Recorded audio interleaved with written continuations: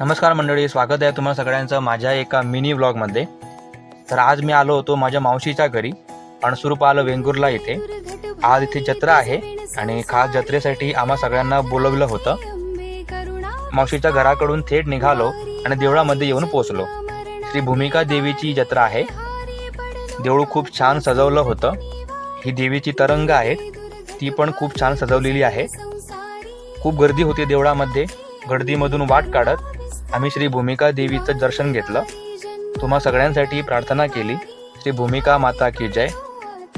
देवळामधून बाहेर पडलो आणि काही गावकरी मंडळी मोठ्या मोठ्याने ढोल वाजवित होते। प्रत्येक गावामध्ये अशी ढोल वाजवण्याची प्रथा आहे। तुम्ही कोकणात कुठेही गेला तरी गावामध्ये असे ढोल वाजविले जातात। खूप भूक लागली होती म्हणून मग काहीतरी खायला पाहिजे म्हणून भेलपुरी ऑर्डर केली। मी आणि घृताने छान भेलपुरी खाल्ली। कोकणामध्ये आलो आणि मालवणी खाजं घेतलं नाही असं होऊ शकत नाही, म्हणून मालवणी खाजं घेतलं आणि घरी जायला निघालो। तुम्हाला व्हिडिओ आवडला असेल तर नक्की लाईक करा।